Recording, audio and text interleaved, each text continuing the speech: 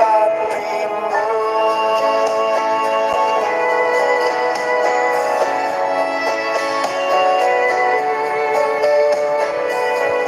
From this time and forever, as long as the moon keeps time, you stand before me, the apple of my eye. You will not be moved. You will not be moved.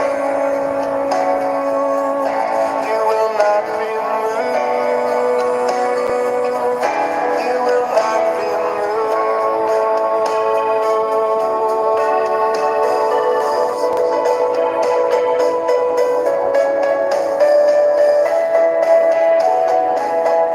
as the mountains surround Jerusalem, so Yahweh surrounds us.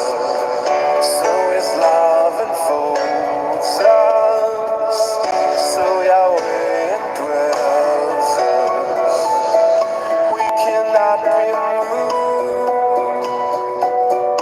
We cannot be moved. We cannot be moved. We will not be moved.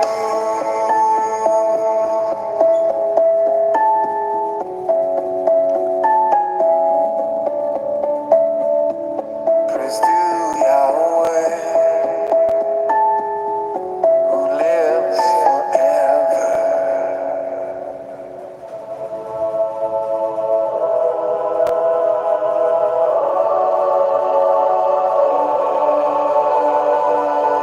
He cannot be moved. He cannot be moved. He cannot be moved. Those who trust in Yahweh are like Mount Zion. Those who trust in Yahweh are like Mount Zion. Trust in Yahweh.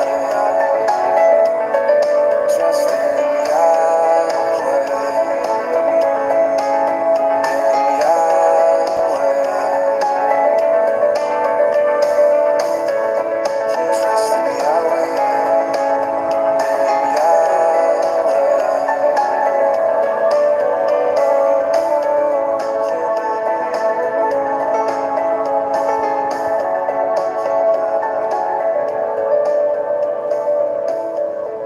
Shabbat Shalom, everybody. My name is Jason. I'm Caden. I'm Jaden. I'm Nicole. I'm Eli. And we are the Yahuwah and the Torah channel. And we are your family, and you guys are our family. And we cannot thank you guys enough for hanging out, reading with us, working with us, being by our side. We are a people who believes, based upon scriptures alone, that the first 5 books of the Bible, that include Genesis, Exodus, Leviticus, Numbers, and Deuteronomy, are the guideposts for life. They are the way forward. They are what we as a people, if we want to be under the leadership of our Creator, whose name is Yahuwah, and the leadership of His Son, whose name is Yahushua, that is what we must keep. And we are in a world, we are in a place and time where every single person in these religions have said that the laws of our Creator don't mean anything. They don't matter to us. It's been finished. We don't need to continue on in them. But when you go through scriptures, when you look through all of scriptures, it is very, very clear that not only do we need them, but we have to have them. In fact, Revelation 14:12 says that the people who are saved by our Creator, are those who are obeying the laws, statutes, and commandments found in the Torah, and those who have the faith of Messiah Yahushua, who is Jesus the Christ. There were no J's in Hebrew. So with that, folks, we thank you guys very, very much for being a part of this reading. And Jaden, will you please open us up, please? Hear, O Israel, Yahuwah Elohim, Yahuwah is one. And you shall love Yahuwah Elohim with all your heart, with all your being, and with all your might. And these which I am commanding you today shall be in your heart. You shall impress them upon your children, and shall speak of them when you sit in your house, when you walk by the way, when you lie down, and when you rise up. You shall bind them as a sign on your hand, and they shall be frontlets between your eyes. You shall write them on your doorposts of your house and on your gates. So what we're talking about right here is we are talking about the laws, statutes, and commandments of our Creator. They are so important that not only have we been provided with them, and we've been told over 53 times that we need to guard them, but we've also been given verses like this. And it's talking about these words which we're commanding us today, which is the Torah, shall be part of our heart. It shall impress them upon your children. We're to speak of them when we sit in our house, when we walk by the way, when we lie down, when we rise up, and we're supposed to bind them as a frontlet, as a sign on our hands, as frontlets between our eyes. Everything that we do, we are supposed to view through the eyes of the Torah. We're not supposed to be anywhere near going against the Torah. That is why if we know these laws, statutes, and commandments, if we have told our kids these laws, statutes, and commandments, if it's everything that when we rise up, when we go to bed, when it's part of our house, part of our life, then our Creator will put us as part of His life. He will take us as part of the kingdom to come. And so here we are in these days. Now, are we ready to pray, Kate? Let's go ahead and let's open up in prayer, if you will, please. Dear Father, let your name be praised today, on your day you have set apart, on the day you have called to be Kadesh, the day you have called for us to celebrate different than any other day of the week. You said to rest on this day, to obey your commands, to sanctify and glorify your day, and we ask that you continue to bless this reading today. You bless the people that are with us today, that are here under your will, under your Torah, looking to find what you have put out for us, find the glory of your Son, and we ask that all things are blessed in your name, in His name. Amen. Okay, all right. And so as we are getting ready to go over the laws, statutes, and commandments, Ms. Nicole will be our morning greeter, if you will. Jade, please let the dog out. Okay, who do we got? Ms. Nicole? All right, so we have a new name, and I'm probably going to slaughter it. Don't slaughter the people. Just the name. Okay. Pakatang Dione. Hi. What's up to you, Someone new. brother, sister? And then we have Jeremy and Callan. What's up, Jeremy Callan? What's up, little buddy? Irma. Hi, Irma. Brian. What's Honeymoon up? Stitch. Honeymoon We Stitch. have What's up, brother? Brother Glenn and Sister Morena. What's up, guys? We have Jeannie, not of this world. Jeannie. Bone Cat 1. Boom Cat 1. The Grandma's here. All right. Let's see, I'm scrolling. Sister Barb, Candy, Sylvia, Ruby, Lisa, and we have another new name. I think it's Janine, or it's Jeannie. I'm not sure how I would say Janine, but I don't know. Could be wrong. Sorry if I'm wrong. And Mama CA, Rosie Chica, Carla, and Joey, and I think that's it. Wow, that's amazing. And for those who come in the future, and for anybody that we missed, please accept our apologies on this. Sometimes we don't Did I see say everybody. Jeremy and Callan? I see. We saw Okay. Jeremy and Kellen. That's All right. it. All right. And Okay. so, yeah, thank you, everybody, for being a part of our family. What we're about to go through right now is an amazing set of, I guess we can call it rules, or we can say it's like the guide to life. One of the explanations of the Torah that we always heard was it stands for the way forward. And so if we don't have any other understanding what the Torah is, if we start reading this as the way forward, and we put this into our lives as the way forward, this is what our Creator has asked us to do. In fact, He hasn't just asked us to do this one or two times. He has told us over 53 times in the Old Testament alone, in the Tanakh, is that we need to guard these laws, statutes, and commandments. Now, if we don't know them, then we're not guarding them. If we have put them on a tree and had our Messiah's death make it so we don't need to keep them, we're obviously not part of them.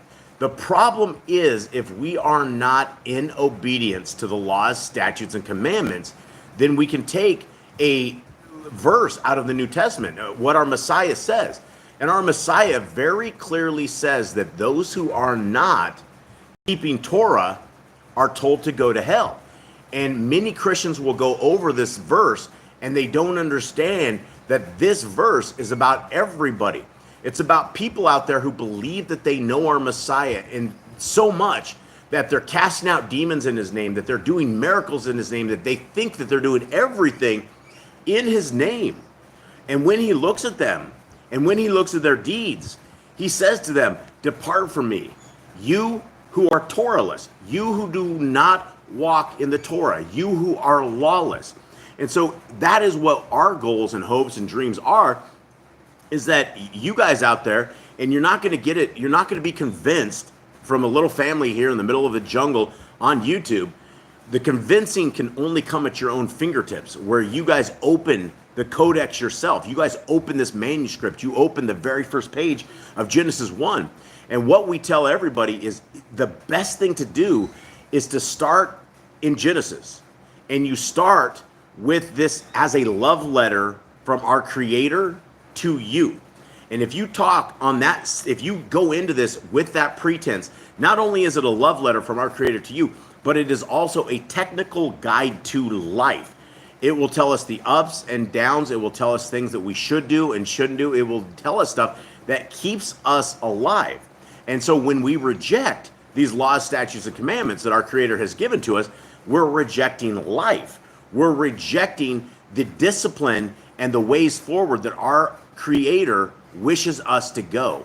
And so that makes us go contrary to Scriptures. And everybody in Scriptures that walks contrary to Scriptures ends up in a very unfortunate place. And so as we begin these laws, statutes, and commandments, these are the greatest things that you may ever hear on this earth right now. Commandment 1 is to be fruitful. Commandment number 2, multiply. Replenish the earth. Subdue it, everything over the fish, fowl, and every living creature. The herb bearing and every tree is food for you. Man and woman should build their own families. Master sin. Every clean, moving thing that lives shall be food for you. Do not eat the blood. Walk before me and be perfect. Guard Yahuwah's laws, guard Yahuwah's covenant laws, statutes, and commandments. Okay, and okay, so I thought the chat was over. We always have this thing with YouTube where YouTube, for all their billions of dollars, they cannot keep a chat going here, and so that's what we're trying to do, is we're trying to keep this on there. And when I don't see you guys, I just assume that it's dead again. So I'm glad to see somebody still. Now the last one that you just did, Kate, was that commandment 11? Mm-hmm. Hey, guys, this is you look at this. There is no other commandment anywhere in Scriptures that has this kind of reiteration. Over 53 times, we are told to guard the laws, statutes, and commandments. If we are told once, that's one thing. If we're told twice, that's a whole other thing. We are told over 53 times. Guys, this is the greatest, biggest commandment in Scriptures when it comes to rewriting it over and over. And so this is the same thing that is for all of us today. And we're not guarding the laws, statutes, and commandments when we don't keep the laws of our Creator. Okay, commandment 12. Every male shall be circumcised at 8 days old. Teach your children the commands and guard the way of Yahuwah. Remember Yahuwah's name for all generations. Keep the Passover, Pesach. Keep the feast of unleavened bread, the festival of matzah. There's one Torah for the stranger and one for the Hebrew. Sanctify all firstborn to Yahuwah. There are no mighty ones before Yahuwah.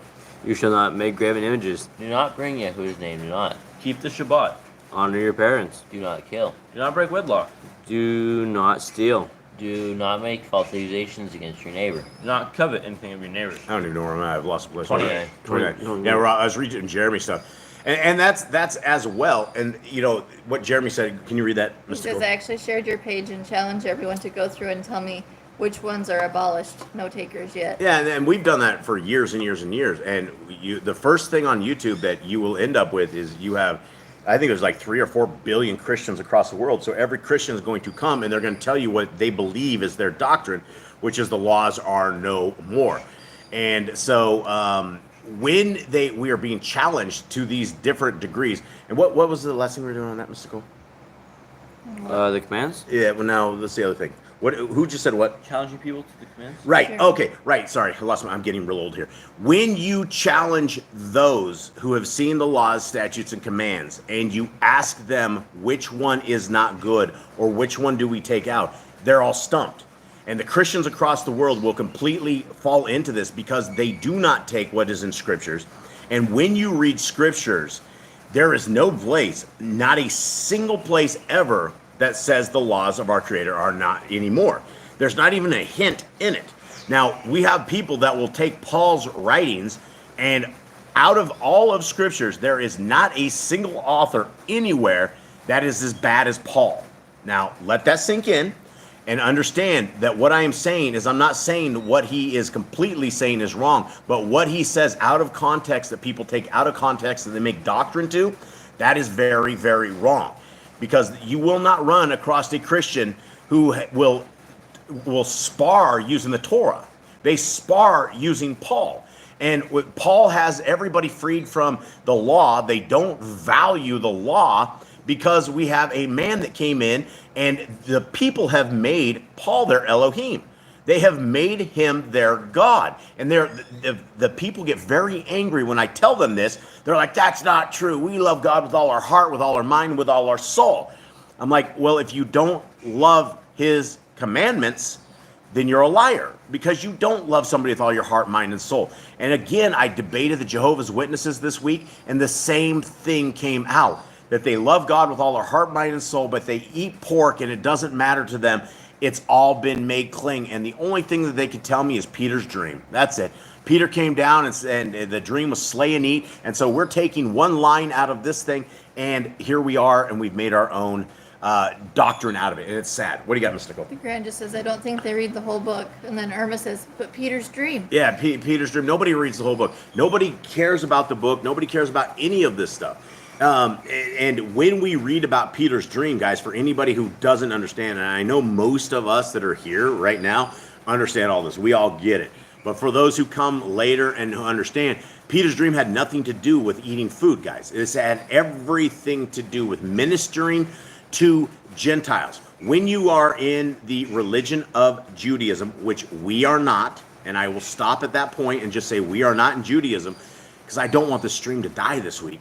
So we are not in Judaism, but if you were in Judaism and you kept the 200 other books that violate Deuteronomy 4:2, that say don't bring in and don't take away from it, then what you will have done is you will have said to yourself that there is a group of people, and we're going to label these guys the Goyim.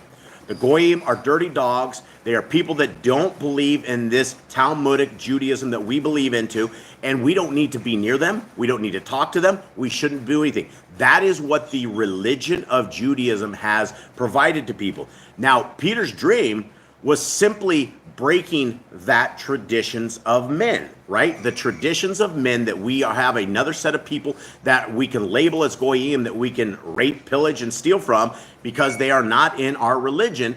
Well, that is what the dream was about, right? A whole bunch of Goyim, a bunch of people not in Judaism, came knocking at Peter's door.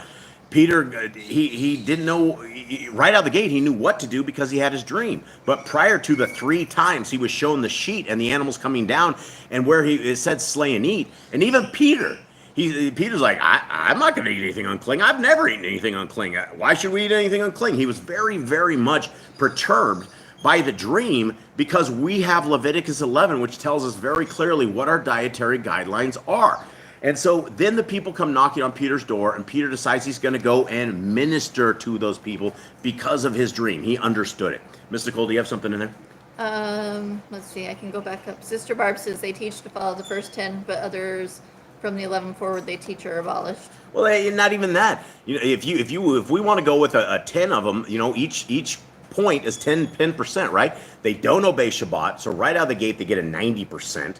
And we can continue on down the thing. They all say, oh yeah, we keep the 10, but they don't keep the 10. And that's a lie even further. Continue on. Lisa says they're closed-minded when it comes to the Torah. Churches of today don't teach the Torah. Absolutely. Yeah. No. Yeah. So, all right, let's continue on where we're at before I get lost on my soapbox. 29. Okay. Do not make an altar from a rock that a tool has touched. Do not go to the altar by the steps. If a man steals cattle, he shall restore it 5 times. Who has laws for criminals? Do not lie with a beast. No sacrifice to your Elohim. Do not oppress the stranger, fatherless, or widow. Do not charge your brother interest. If you borrow your neighbor's raiment, return to him before sunset. Do not curse the ruler of your people. Do not eat what is torn of any beast. No false report. Do not follow a multitude of evil. Do not judge nicely against the poor. Bring back your enemy's cattle if you find it going astray. Help the animals of your enemy. Stay away from rumors and gossipers. Take no bribes. Do not oppress a stranger, love the stranger. Give your land rest in the 7th year. Do not mention any pagan names. Keep the feast of Yahuwah. Do not kill your goat in his mother's milk. Obey the messenger Yahuwah sends before you. Do not bow down to other Elohim. Serve Yahuwah. Make no covenant with other Elohim or outsiders of the land. Do not make uses anointing oil on an old person. Do not make uses perfume on an old person. Do not eat the fat. Do what you say you are going to do. Return what is your neighbor's. Obey Yahuwah's dietary laws. Women's time of separation. Obey Yahuwah's hygiene laws. You keep the day of atonement, Yom HaKippurim. Do not uncover the nakedness of your family. Do not take your woman's sister for wife. Do not lie with a woman in her uncleanness. You shall not sacrifice your children to Moloch. Do not be a sodomite. Be Kodesh. Do not reap the corners of your field, nor shall you glean your vineyard. Do not deal falsely or defraud your neighbor. Do not lie or be a liar. Pay your workers for the day's wage; they are due. Do not harm the disabled. Do not endanger your neighbor. Do not hate your brother. Rebuke your neighbor for his sin. Love your neighbor as yourself. Do not diverse your cattle. Do not mingle your seed. Do not mingle in a wool. Do not lie with a taken woman. Do not eat the fruit of the trees for 3 years. Do not practice sorcery. Do not round your beard or the corners of your head. Do not cut yourself for the dead. Do not get tattoos. Do not prostitute your daughter. Do not defile your temple. Do not consult the medium. Respect your elders. Have correct weights and measures. Do not walk in the manners of the nation. Keep the feast of first fruits, Shavuot, Omer Count, Pentecost. Keep the feast of trumpets, Yom Teruah. Keep the feast of goat, Shami Atzeret. If you blaspheme the name of Yahuwah, you shall be put to death. If you kill your neighbor's animal, you must give him another. Repay injury for injury. Honor the Yobel, Jubilee year. Confess your sins to Yahuwah and repay who you trespassed against. The law of being a Nazir. Wear tzitzit on the four corners of your garments. Laws of whoever touches a corpse. Follow Yahuwah's law of inheritance. Torah of keeping your oath to Yahuwah. Do not add or take away from the word. Guard your soul. Learn to fear Yahuwah. You shall love Yahuwah with all your heart. Bind the laws upon your hand and the frontlets between your eyes. Write the laws on your doorposts. Do not tempt Yahuwah. Do what is right and good in the sight of Yahuwah. Do not be afraid of your enemies. Remember Yahuwah. Circumcise your heart. Keep Yahuwah. Swear by his name. Destroy graven images. Do not make an idol of Yahuwah as the pagans do to their Elohim. Rejoice in all Yahuwah has blessed you with. Do not do what is right in your own eyes. Do not hearken to the words of the false prophets. Do not make any baldness between your eyes for the dead. You shall not eat any abominable thing. You shall give to a stranger of clean food that dies of itself, but you shall not eat of it. Give tithe of your increase of seed year by year. Laws of the end of the 7-year lease. Do not borrow from the nations. Do not harden your heart nor shut your hand from the poor. Guard month 1 of Yahuwah's calendar. Every time of year, all males shall appear before Yahuwah. You shall make judges and officers in all your gates. Do not plant astral poles near the altar. There must be 2 or 3 witnesses. Hearken unto the prophet Yahuwah has chosen. The prophet says to Deuteronomy. Do not remove your neighbor's property line. How to deal with false witness among Torah keepers. The first child is the double portion. If your brother's cattle or clothes are lost and you find them, you must return them. A woman should not wear what pertains to a man, nor a man wear what pertains to a woman. If you find a bird's nest for the mother and the babies or eggs, take the babies, but not the mother. If you build a new house with a flat roof that you live on, you must put a railing around it. Do not be a prostitute. Do not use dirty money. The law of divorce. Do not take a person's meal time for a pledge. If you lend to your brother, do not enter his house to get your parent. He must bring it to you. Return his clothing before sunset. That was his pledge. Do not oppress a hired servant that is poor and needy. Every man shall be put to death for his own sin. Do not go back to the forgotten sheep in the field, for the stranger, fatherless, and widow. Do not muzzle your ox when he treads out grain. If your brother dies and has no child, you shall take his wife and name the firstborn after your brother. At the end of 7 years, you are to read the Torah, the Feast of Coat, Feast of Tabernacles. All right, so there we go, guys. And so that is these laws, statutes, and commandments, which the world has basically neglected, and they are here for us. They have been given to us. They have been preserved throughout all the years, and it's something that is it's a blessing. Every single one of these things, you know, if you go through that list, kind of like Jeremy said, if you go through the list and find something that you want to get rid of, there's really nothing there.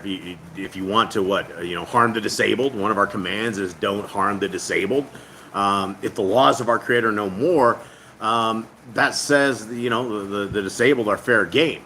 There's so many different laws, statutes, and commandments that make sense for every situation that we are in. And that's one of the amazing things as we got into Torah, and we've been into Torah for as long as we have been right here. I've never been able to dispute these commands. They only become more precious and more sweet every single week and every single time that we find them. And they have been here where we have been able to guide ourselves as a people through very treacherous things where we would have made different decisions, where we would have done other things had we not had the Torah as our guide. Which is why the greatest thing that we could ever have is that our Creator has given us this guide for life, and He has built us with such perfection and given us a way back home. You know, as we sit here and we watch our world pass away week after week, day after day, and evil just becoming just incredible. The men have become women, the women have become men. There's just nobody left on TV with people with clothes on, right? There's no such thing as some of the stuff that we had back in even the 40s and the 50s. You know, you look at the pictures of the people back in the days, and they had clothes on. The women had dresses almost to the ground. Their shoulders weren't all exposed. They looked like beautiful women that were decent. And now all we have are these skanky looking women that have completely opened up everything. You don't even have to have an imagination to see the trash that everybody wears. There's no hope for the future.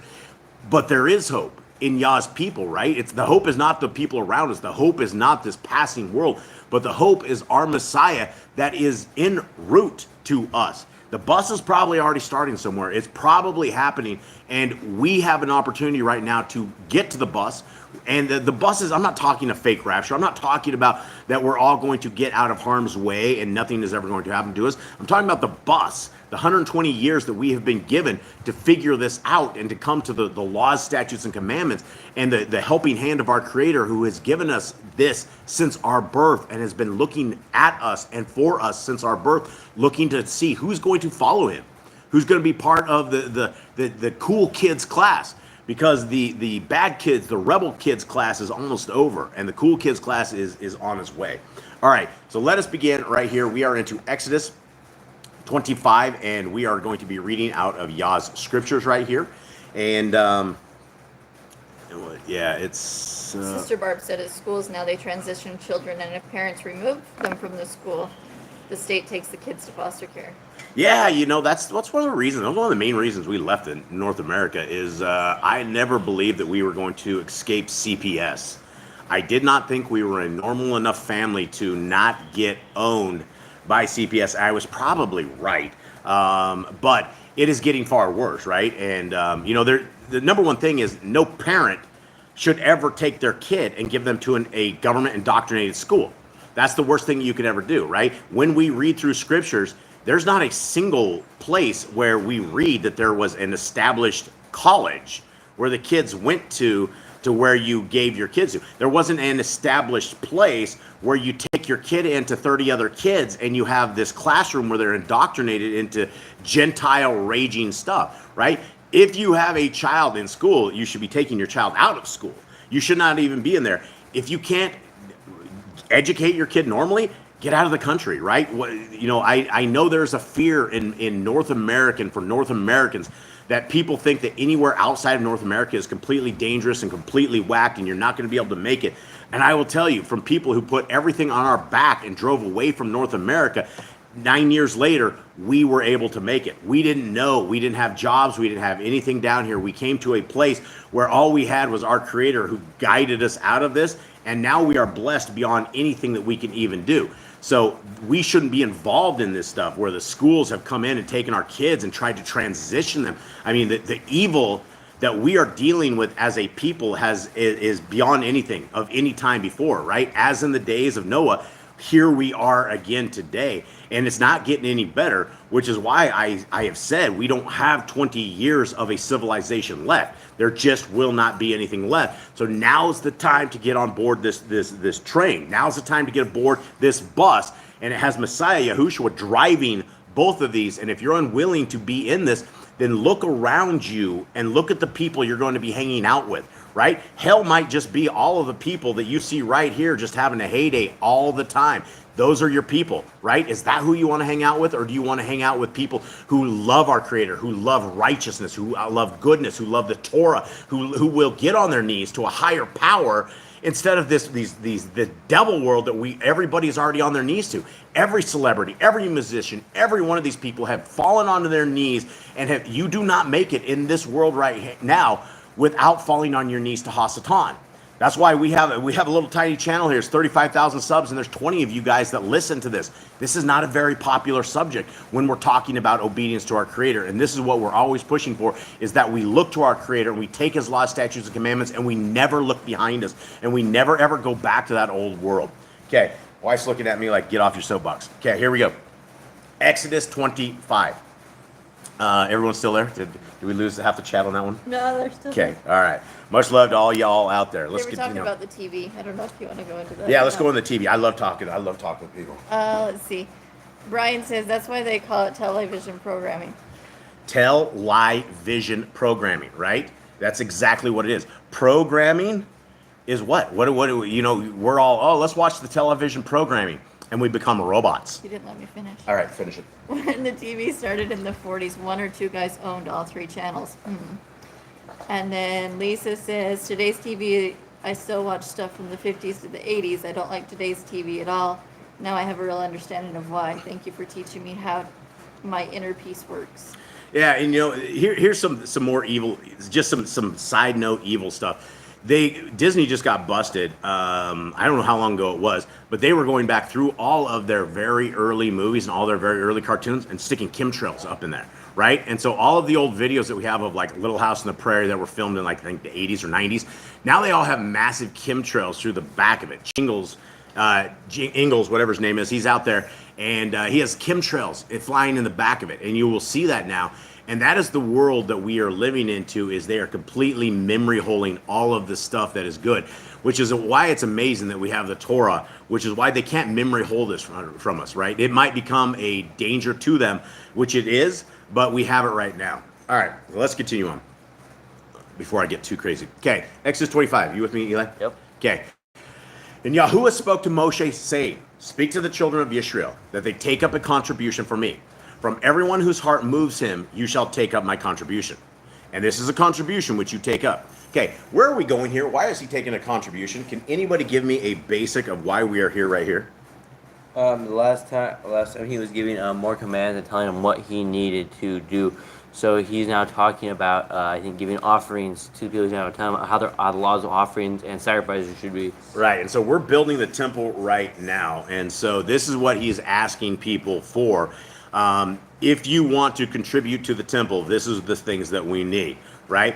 And this is the contribution which you take up from them: gold and silver and bronze, and blue and purple and scarlet and fine linen and goat's hair, and ram skin dyed red and fine leather and acacia wood, oil for the light, spices for the anointing oil, and the sweet incense, shoham stones and stones to be put in the shoulder garment and in the breastplate. And they shall make me a mikdash, and I shall dwell in their midst. Now, can you imagine this, guys, as we are a people today, that our Creator says, you guys are going to make me a temple, and I'm going to come dwell in the midst of that temple. Can you guys imagine how exciting that would be, and how cling as a people we would need to be to have our Elohim Most High come and dwell in the midst of us? And a lot of people do not get the entire sacrifice, right? They don't get it. They're like, well, your Creator, he's a bloodthirsty. Look at this. He has him go in and go kill absolutely everybody, including the animals. People do not understand any of this. The reason our Creator wanted everybody to go in and kill off everybody is because everybody was a Nephilim DNA. It was a corrupted DNA. Ever since the days of Noah, there was still a corrupted DNA. It came with the son of Noah, it came with Ham, and it continued on, and there were giants. And so that is the thing, is our Creator isn't just saying, okay, well, just go murder everybody, kill them all. He's saying, I want you to be protected. And if you guys have Nephilim DNA, if you have corrupted DNA running around you, you're never going to be safe. These things are going to grow up and they're going to hurt you.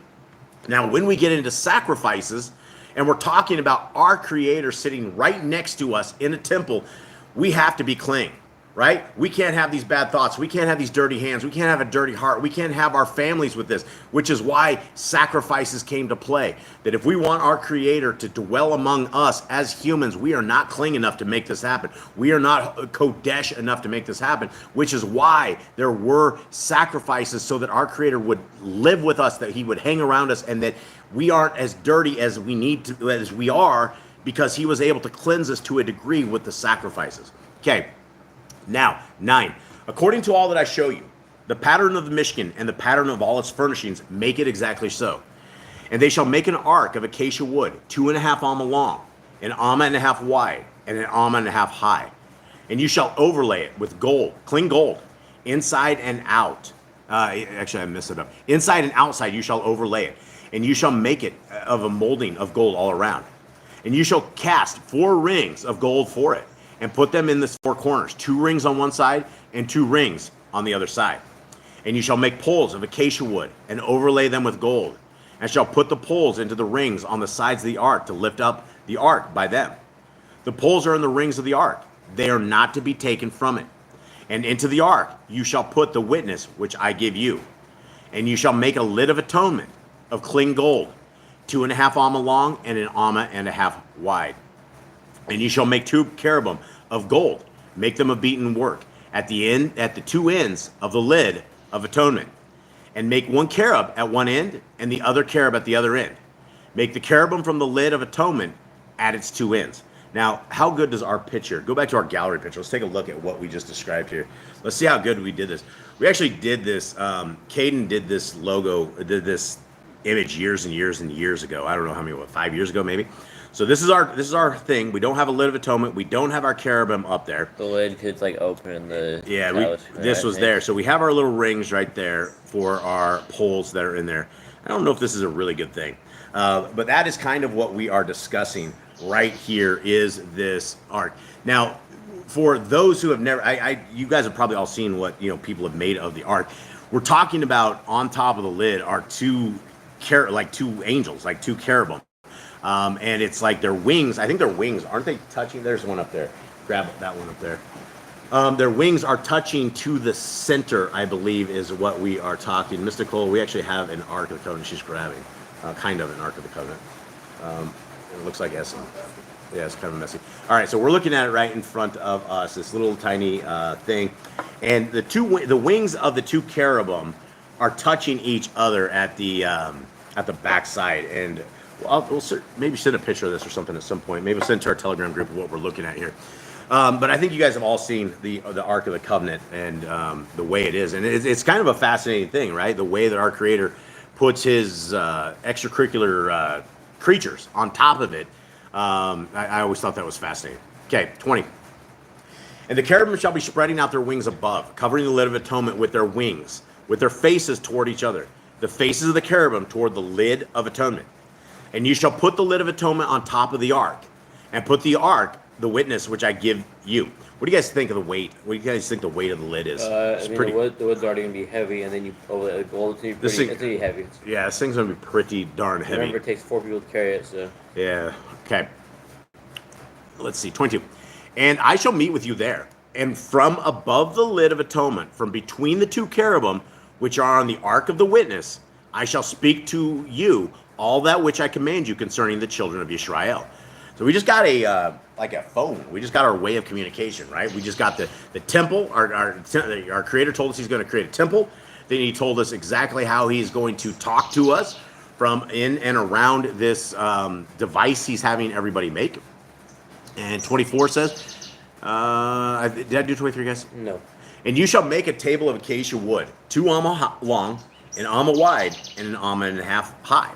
And you shall overlay it with clean gold, and shall make a molding of gold all around, and shall make it a rim of a topaz all around, and shall make a gold molding for the rim all around. Brian says 600 pounds. 600 pounds. Yeah, that's nothing to mess around with too, because it's probably not exactly really huge. So that's a hefty thing there. So when do we switch to the other one, Eli? I don't know, whatever you want. You have no idea. I thought we did the entire chapter. We were gonna flip this. All right, so we're gonna go over to the Targums right here. Let's finish off here. The rings are close to the rim as holders for the poles to lift the table. All right, let's go over the Targums real quick and let's see what they have to say. So we're gonna jump over there. And for anybody who does not know, the Targums is yet another translation of scriptures. We don't know where it came from, but we do know it has a very heavy Jewish flavor to it. What's that? Jewish influence. Jewish influence, yeah. And so something of the sort. And so as Eli gets us rolling, we will start reading from there. And there's definitely a lot to discuss when it goes to these guys. And Eli, are you watching this? No, it was just in the 20s, and all of a sudden just zoomed the ball. All right, so as you guys are probably completely dizzy by now and have headaches, my apologies. Welcome to Donna. She's a new name. Hi, Donna. How are you? Okay. And Eli is just really just spinning this thing around.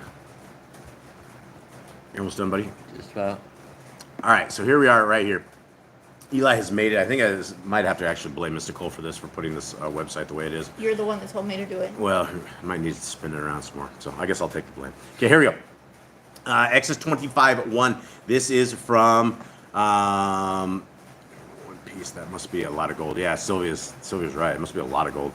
Yeah, it must be like people that can get, people that can handle the gold. I mean, these guys, the Israelites, they were really, really skilled people.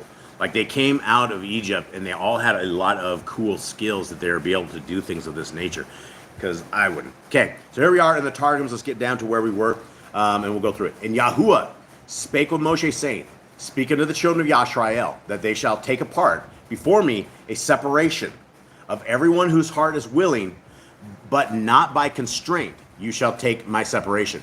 And this is the separation which you shall take of them: gold, silver, and brass, and hyacinth, and purple, and crimson, and fine linen, and goat skin, and skins of rams dyed red, and purpled skins, and woods of, it says siddim. I know what the word is supposed to be, but I'm not going to say it.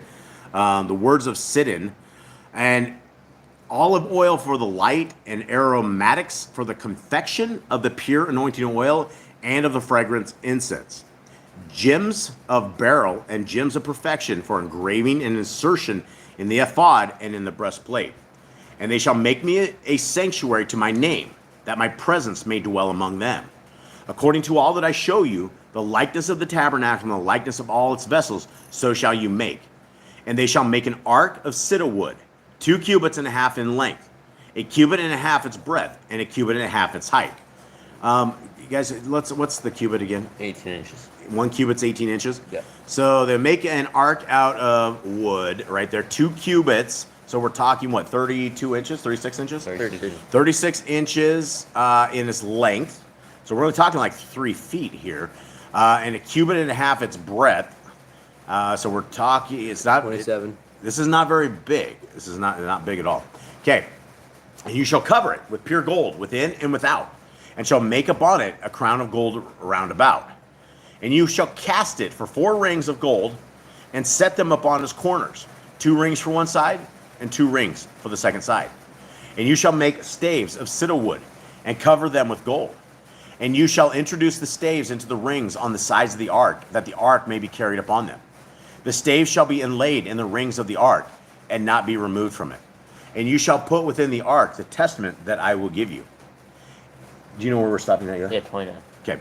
And you shall make a, I don't even know what this word is, kaportha, mercy seat of pure gold, 2 cubits and a half the length, and a cubit and a half the breadth, and its depth shall be a hand breadth.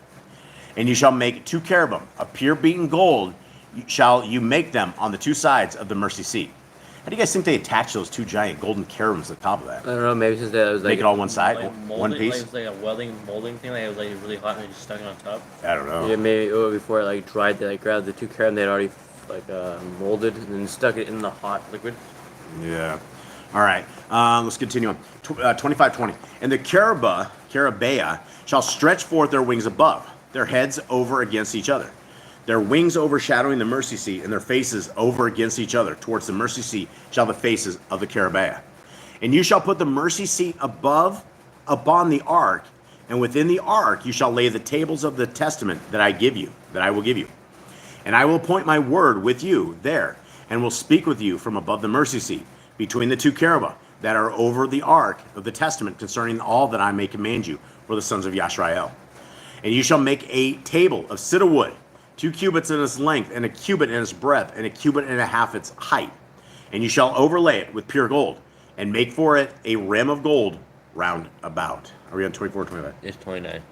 Okay, and you shall make it to a border, a handbreadth high round about, and make a golden wreath for its border round about. Okay, what's in 25:25 say, guys? Because it didn't say golden wreath. And you shall make a rim of tophah all around, and shall make a gold molding for the rim all around. Gold molding. So the gold molding they called a wreath on this. Okay, 26. And you shall make for it 4 golden rings, and set the rings in its 4 corners, which are at its 4 feet, over against the border hold on. Does this say that on that's next to us 4 feet? What does yours 25-26 say, Cade? And you shall make its 4 rings in gold and put the rings on the 4 corners that are its 4 legs. That says 4 feet. Okay, because we know it's higher than the feet, I right? don't think so. You don't think I it's? think the poles are at the bottom. You think the poles are at the very bottom by the feet? I think so. Ah, maybe we need a picture of this thing. A real picture. Okay, 28. Well, Glenn says all the pictures that he's seen of the Ark of the Covenant, the lids are all incorrect. That's probably true. Okay. Over against the border shall the rings be for the place of the staves to carry the table. And you shall make the staves of sittim wood and cover them with gold, that they may carry the table upon them. Okay, now we're heading back over to Yah Scriptures for the rest of this particular reading. And Jeremy says that where is it at? Hold on, I gotta find it. The Okay. cherubim that fell are the lizards, snakes, and reptile-faced ones. Conclusion, as they aren't mentioned in the heavens.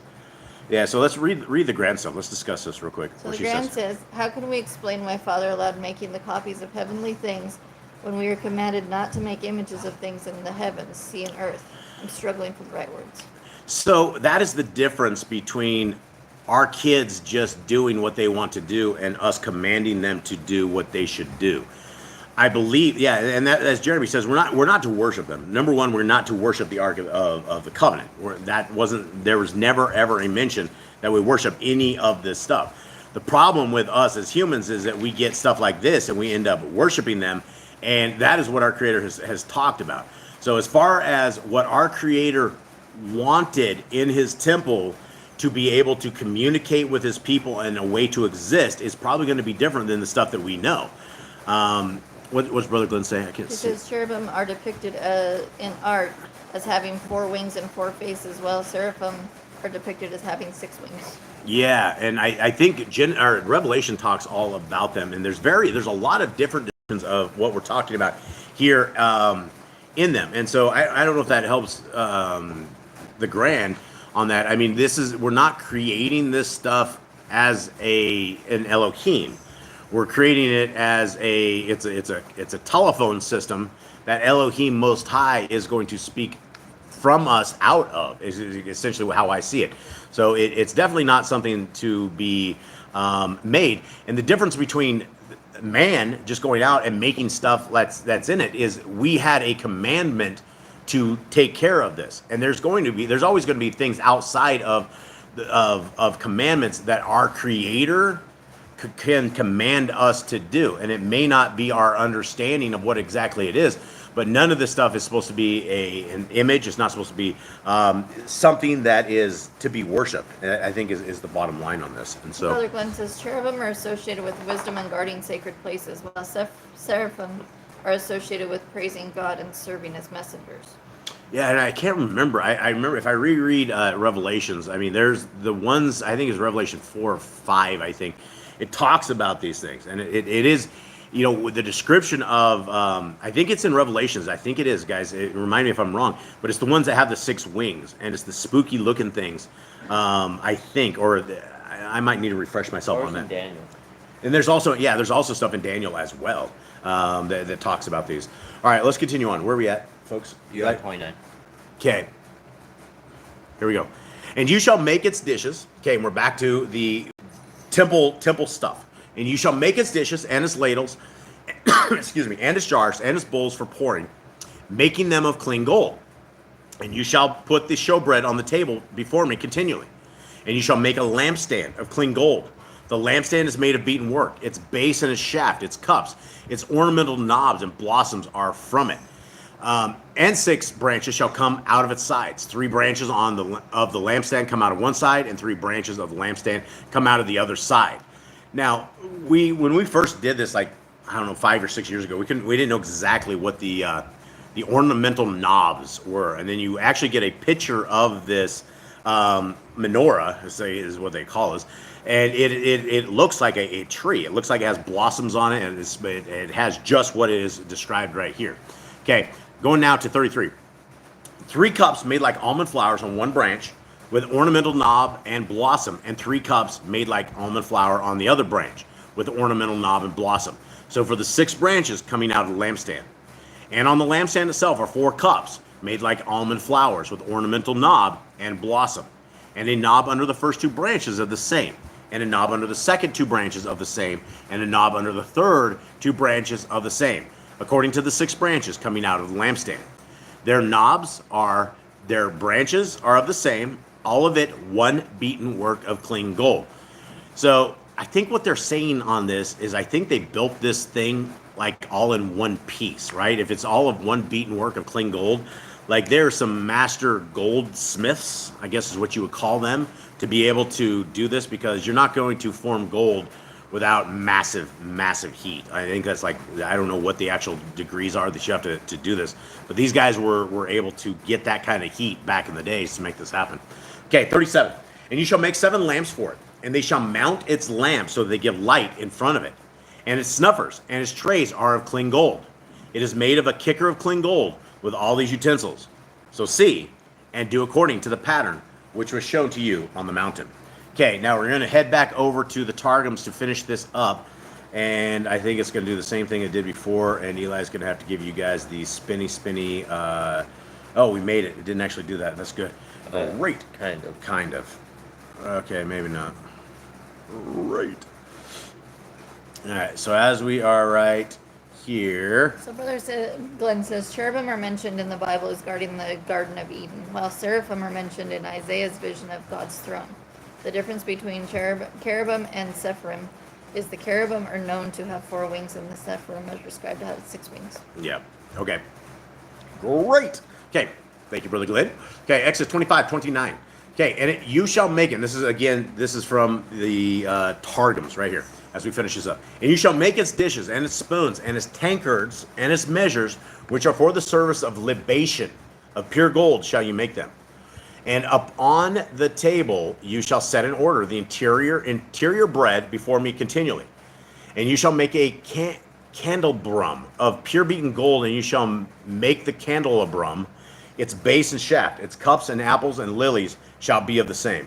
Now we have totally different, we didn't have anything about apples and lilies, anything of this. Read your 25:31, Kate, will you please? And you shall make a lampstand of clean gold, and the lampstand is made of beaten work, its base and its shaft, its cups and ornamental knobs, and blossoms are from it. Okay, so this one definitely has something different. We've never heard of apples. Apple, yeah, it's weird. Apples in this thing. Pomegranate or something. Yeah, so these are the things that we like to pick out and try to bust out of these things. Okay, 32. 6 branches shall spread out from its sides. 3 branches of the candelabrum from one side, and 3 branches of the candelabrum on the second side. And I don't know if you guys know what the actual word of candelabrum is. If you guys have ever heard it, maybe Brother Glenn or the Grand, I'm not sure. I haven't heard that word before. Lampstand. Yeah, I mean, Sister Barb. all right, yeah, or Sister Barb. She says no apples at the time in the Middle East areas. Yeah, so this is the thing. This is why we're leaven busters here, busting these apples out of here, because I'd never heard this before. Okay, 25:33. Hey, we need y'all here. Hey, what's up? Diane's here. Shabbat shalom, sis. Okay, 25:33. 3 calyxes adorned with their figurations on one branch, with apple and lily, more of it, and 3 calyxes adorned with their figurations on the other branch, with apple and lily. So for the 6 branches that spread out from the candelabrum. And this is why you got to be skilled, or not skilled, but you got to be understanding in scriptures when you run across even little itty bitty details like this. I don't think we have apples or lilies. I don't think we've ever. Does it say anything about apples or lilies? No. Okay, so let's continue on. Sylvia says a lampstand like a chandelier, maybe. Yeah, probably. Okay, and upon the candelabrum there shall be 4 calyxes adorned with their figurations, their apples and lilies. And there shall be an apple under 2 branches of it, and an apple under 2 branches of it, and an apple under 2 branches of it, for the 6 branches which extend from the candelabrum. Okay, 25:35, it says what, Cade? And a knob under the first Knob. 2. Yeah. So these guys, the Jewish folks of the Targums, are telling us apples, and the other guys, that's Sister Barb says likely pomegranate. yeah, that's probably closer. Okay, let's do 25:36. Their apples and their branches shall be of the same, all of it one beaten work of pure gold. And you shall make it 7 lights, and the priest who ministers shall kindle the lights, that they may shine over upon his face. And his snuffers, and his shovels of pure gold. Of a talent of pure gold shall he make it, and all its vessels. and look you, and make according to their forms, which you have seen in the mount. All right, everybody.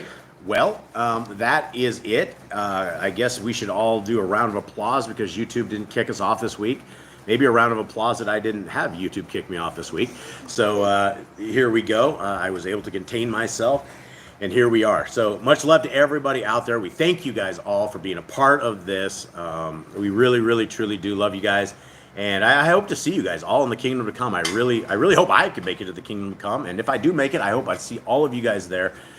Truly give you guys big hugs. It's a path. It's a very, very narrow path.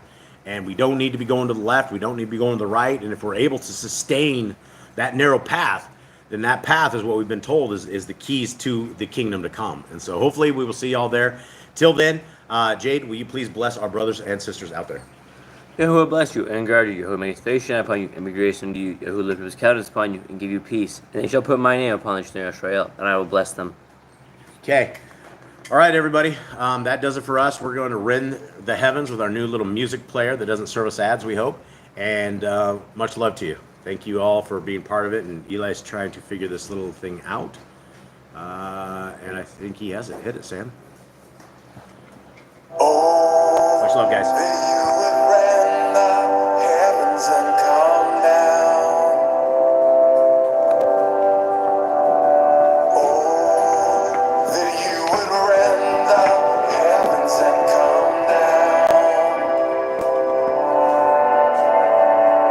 Oh, that you would rend the heavens and come down.